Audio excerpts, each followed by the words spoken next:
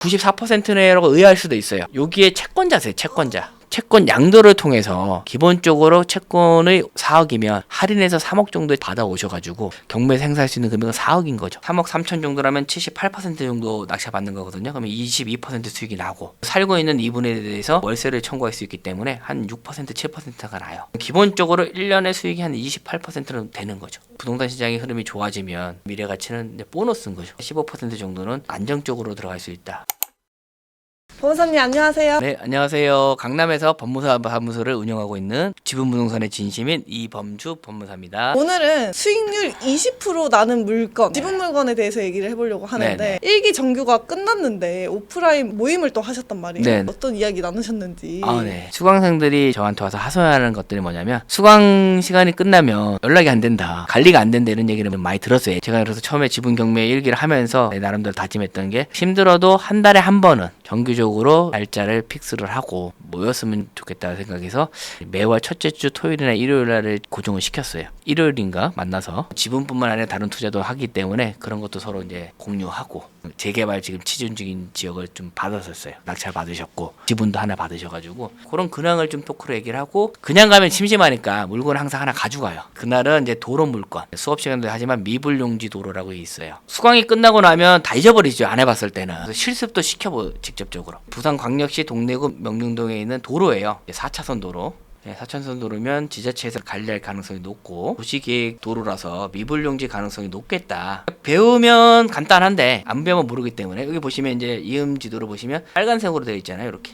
이게 이제 도시계획도로라는 거거든요. 그래서 이제 이게 시행이 됐으면 도시계획도로 시행할 때 소유주들한테 보상을 해줘야 되는데 보상 없이 한 거를 미불용지라고 얘기를 해요. 그래서 미불용지 가능성이 높아서 제가 이거를 체크를 해보자. 15명 정도가 모였는데 수업 시간에 대한 부분에 대해서 어떻게 체크를 했으니 지자체에다가 정보공개 청구를 요청하고 어떤 질문을 해야 되는지 알려드려서 과제를 줬고 지자체에다가 정보공개 청구를 했어요. 돌아온 답변이 예전에 이 소유주하고 소송을 통해서 지자체가 승소한 자료가 있다. 그래서 이제 이거는 미불용지 도로가 아니다. 그런 답변을 받아서 만약 미불용지였다면 저희가 이제 같이 공투 또 함께 투자를 또 가려는 거죠.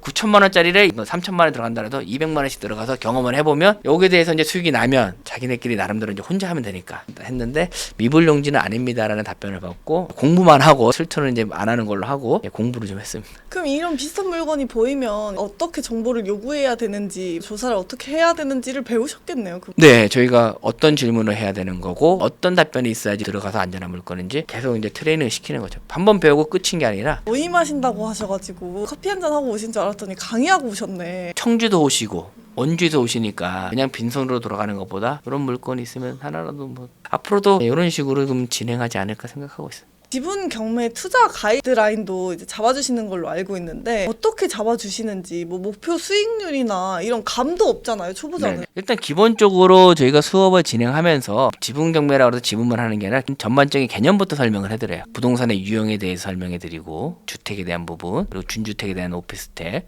토지도 임야 대지 전답 갖고 있는 특징이라든지 그런 부분에서 이제 설명을 드리고 그걸 기본으로 바탕으로 해서 이제 지분 투자를 하거든요. 부동산 중에서도 사람들이 가장 좋아하고 선호하는 거는 주택이고 주택 중에서도 아파트고 그리고 토지 중에서도 대지를 선호하고 그리고 임야는 덜 선호하고 달라지기 때문에 당연히 선호하는 부분은 수익률이 낮을 수밖에 없고 안정적일 수밖에 없다. 수익률을 높이려면 리스크 있는 부분들 토지 부분에서도 남들이 안 보는 부분을 들어가는 건 맞아요.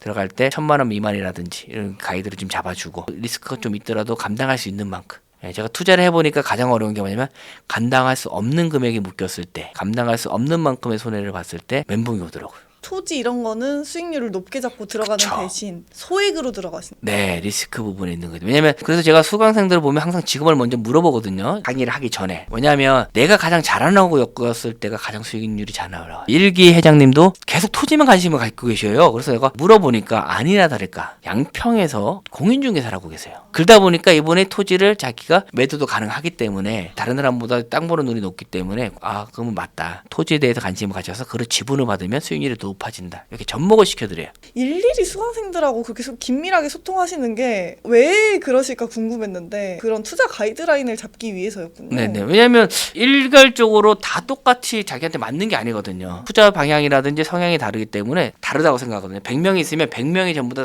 가야 되는 방향이 다 다르다 생각해요. 쭉 미세하게나마.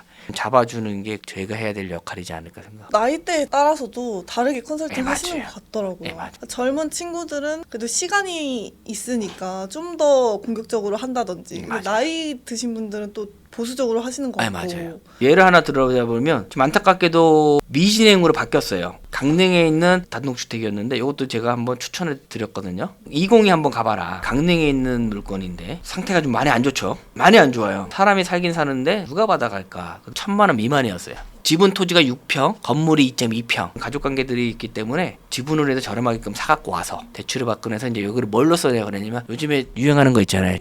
에어비앤비라든지 요거를 2030들이 갖고 있는 컨셉으로 자기가 좀 만들어서 꾸며서 단기 임대로 놔도 좋지 않을까라는 이렇게 해결 방향을 또 드린 적이 있어요. 무조건 지분으로 봐서 지분으로 가려고 하는 게 아니라 내가 가장 잘하는 거는 접목을 해라. 그러면 수익이 배가 되고 또 다른 새로운 또 방향이 보이니까 금액적인 부분이 1,000만 원 미만이기 때문에 600 정도를 입찰 가격으로 선정을 했었거든요. 50에서 60% 그렇게 들어가서 한 두세 명에서 같이 하면 강릉에 내가 여름에 한철 뭐 충분히 이런 거는 좀 싸게 또 매입할 수도 있고 큰 금액이 들어가면 부담이 가지만 하고 싶은데 못 하시는 분들은 여기 일부러 지분 강의 들을 때 짝을 맺어주는 편이 같이 보완을 하면서 하는 것 좀 추천도 좀 드리고 그래요. 어차피 공유자는 버리는 집이었기 때문에 나머지 공유자한테 얘기를 해서 무상으로 한번 쓰고 수익이 나누면 일정 부분을 드리겠다 해도 그분들은 좋거든요. 한 달에 10만 원만 들여도 또 엄청 좋아요. 절대 잃지 않고 자산을 불려가자 이런 컨셉인데 어떤 물건이 있는지 우리는 이런 물건을 주목하고 있다. 수익이 안정적인 거는 제가 말한 것처럼 주택에서 아파트가 가장 안정적인 거죠. 사실은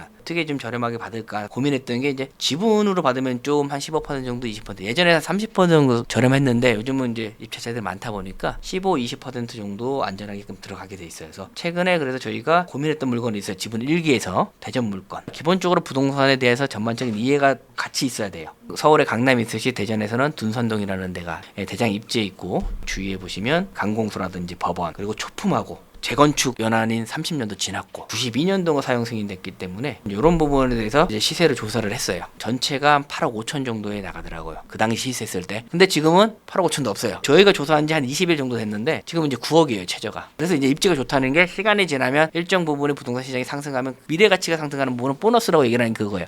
그때는 저희는 8억 5천에 잡고 4억 2,500이구나. 그래서 저희 단톡방에서 나온 게 3억 3천만 원 나가자. 그래서 저는 안전하게 받기 위해서 3억 5천대로 쓰자. 결론적으로 입찰을 못했어요. 투자 금액이 이제 많다 보니까 모으는데 한계가 있어가지고 실패했는데 요거는 이제 1등이 누구였냐면 나래대부 94%네라고 의아할 수도 있어요. 근데 요거는 또 숨은 비밀이 있어요. 여기에 채권자세요. 채권자. NPL이라고 들어보셨을 거예요. NPL은 아니지만은 채권 양도를 통해서 기본적으로 채권의 4억이면 할인해서 3억 정도에 받아오셔가지고 3억에 받아왔으니까 싸게 받았죠. 근데 실제적으로 경매에서 행사할 수 있는 금액은 4억인 거죠. 높은 가격에 받아서 이분이 법인인데 취득세를 고려하고도 94% 받았다는 거죠. 그래서 사람들은 미쳤다고 얘기하지만 미친 게 아니라 이유가 있는 거예요. 채권 양도를 통해서 이 안에 있는 채권자로부터 채권을 싸게 양도받고 원금에 대한 부분에 이자까지 다 포함해서 이게 만약에 없었더라면 2등 입찰가가 얼마냐면 3억 2,800. 사실은 우리가 들어갔으면 낙찰 받을 가능성이 높아졌었겠죠. 이렇게 받았더라면 계산해보니까 그 당시에 4억 2,500 4억 2,500에 3억 3천 정도라면 78% 정도 낙찰 받는 거거든요. 그러면 22% 수익이 나고 살고 있는 이분에 대해서 월세를 청구할 수 있기 때문에 한 6% 7%가 나요. 기본적으로 1년에 수익이 한 28%는 되는 거죠. 근데 이게 아까 말한 대로 부동산 시장의 흐름이 좋아지면 재건축 이슈도 나와버리고 그러면 미래 가치는 이제 보너스인 거죠. 15% 정도는 안정적으로 들어갈 수 있다. 이런 부분을 좀 많이 추천하고 들어갔으면 하는 제가 바람이에요. 하락장이 다시 오지 않는 이상 이런 부분은 손해를 볼래야 볼 수가 없는 구조다. 이런 부분을 좀 추천드립니다. 제가 사람을 모으고 있는 것도 있는데요. 은퇴하시는 분들이 자금이 2, 3억 있는데 괜히 이상한 데 투자했고 상가에서 수익을 몇 퍼센트 보장한다 그렇게 가지 마시고 그런 거 가서 괜히 폭망해서 저처럼 투자해도 폭망하지 마시고 이거는 망할 이유가 없거든요. 기본적으로 15% 20% 이런 물건은 절대로 손해를 볼 수가 없어요. 지분 경매 2기가 영상을 몇 개 올리지도 않았는데 벌써 신청자가 꽤 많더라고요. 감사합니다. 곧 있으면 또 솔드아웃이 될 정도로 더 많은 분들이 관심을 가져주고 계신데 지분 경매 2기 어떤 교육인지 설명해 주시면 좋을 것 같아요. 단순히 지분 경매만 배우지는 않아요. 부동산에 대해서 전반적인 개념을 받고